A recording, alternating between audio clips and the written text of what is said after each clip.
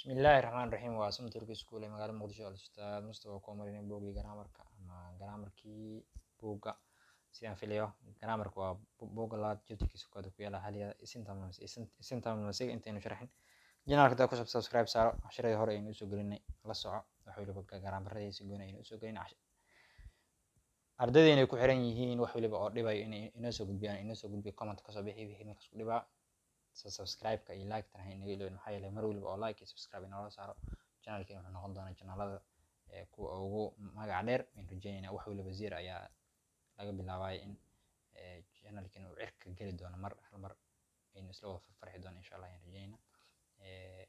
share badan iyo waliba comment fara badan iyo waliba wax waliba oo na dhiirigelin karo anaguna aynu ku dhiiran in casharo fara badan aynu soo gelin channelka inaynu ka kala kicino cashir waliba iyo wax waliba markaasna aynu idiin soo gudbin bismillah maanta waxaan qaadan doonaa isintamas waa sharciga wuxuu sheegayaa qaabka magacyada loo dhammaystiro tusaale ahaan oo kale waxaan leeyahay Laylo waa Maxamuud hooyadiis Maxamuud waa magaca koowaad hooyadiisna waa magaca labaad sidoo kale waxaan dhihi karaa qolkan waa qolka Cali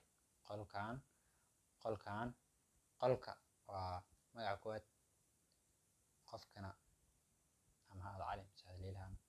wuxuu noqonayaa magaca labaad na waa markuu ku dhamaado shaqal tusaale ahaan magaca koowaad shaqal ku dhamaaday shaqal hadduu yahay i waa nin e iyo hadduu yahay waa nin o iyo u waa nun o iyo una waa nun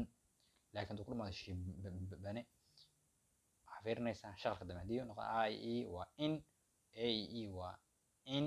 o iyo u waa un o iyo una waa un ina fahanteen filan magaca koowaad hadduu ku dhamaado shaqal na ayaa la qaadanaa laakiin hadduu ku dhamaado shibane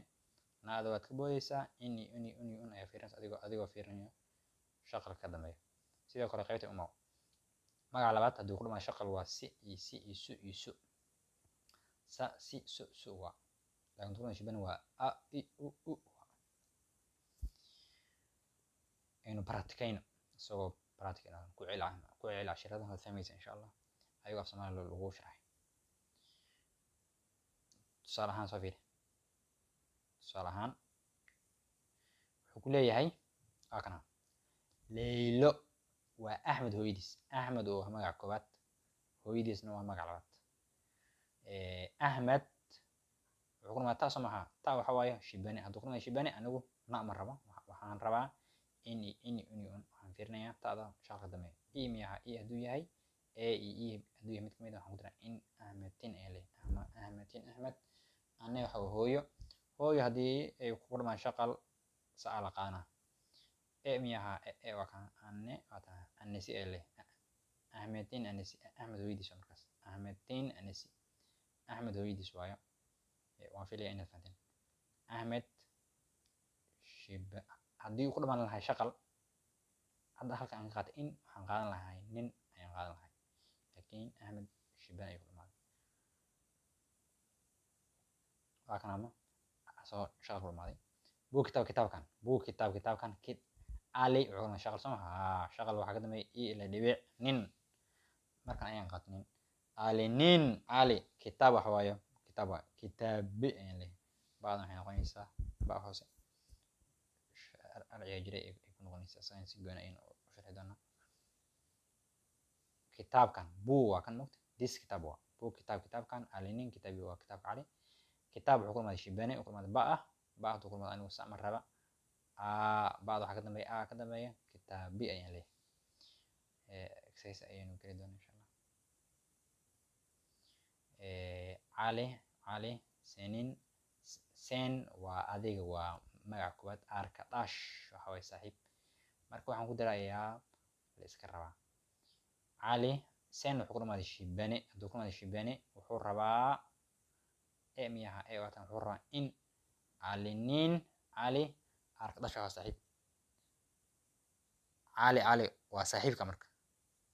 arka dash wuxuu ku dhamaado shibane magaca labaad waa hadduu ku dhamaado shibane arka dash sha maxaa ka dambeeya ka dambeeya waa i ku dambaysa sababtoo ah si waa markuu shaqal arka daashid Zayn Ali Ali Zayn arkadashi waa saaxiibka. Zaynab Zaynab waa lagu yiri ayada gabadheeda waa leedahay. Zaynab waa gabadheeda. On waxaan ku daraa oo nun ay leedahay oo nun kizi waa oo nun kiz unaan ku daraa sababta wuxuu dhumaaday shibane wuxuu ku dhumaaday o iyo o ayaa ka dambeeya sababtoo ah on na waayo na intuu ku dhumaaday anigu shaqal ma rabo oo nun kiz waxaa waaye gabar saa ma rabo iyaan ku daraa kiz sababtoo ah waa kizi. saddexaad fiir buu xafiiskan nuur waxay mudiraysaa xafiiskan waa xafiiska xalada nuur buu xafiiskan nuur ra ku dhumaaday magaca koowaad waayo ra waxaa ka dambeeya oo ka dambeeya nun ku dar un sababtoo ah waa shibane nuurun ay leedahay nuurun office wuxuu dhumaaday shibane waayo office iyaan ku diraa office aan leeyahay office buu odaa qolkan leylo wuxuu ku dhumaaday shaqal ku dhumaaday oo miya oo markaan na aan qaadanaa leylo nun ayaan dhahay leylo nun leylo odaa waxaa waaye qol shaqal ku dhumaaday waayo si ayaan leeyahay oda si buu odaa qolkan leylo nun oda si waa qolka leylo. Selma maxamed habaryartiisa leedahay salma waa maxamed habaryartiisa maaha selma mehmed wuxuu ku dhumaaday shibane wuxuu kaa rabaa inuu kaa rabaa in busuu kaa rabaa ahmetin teyze habaryartiisa marka shaqal ku dhumaaday magac labaad waa si teyze si selma ahmetin teyze si waa maxamed habaryartiis. sidaan filaya inaad fahanteen ayaan filaya keliya magaca koowaad sharci adoo si guud haddii hamar aan kugu soo dulmaro magaca koowaad hadduu ku dhamaado shaqalka ka dambeeyo fiiri ku dar nin iyo nin iyo nin iyo nun hadduu ku dhamaado shibane na ka bood ku dar in un iyo un. magaca labaad hadduu ku dhamaado shaqal waa si su iyo su hadduusan ku dhamaanin shaqal waa i u iyo u inaad fahanteen ayaan filaya. والسلام عليكم ورحمة الله تعالى وبركاته.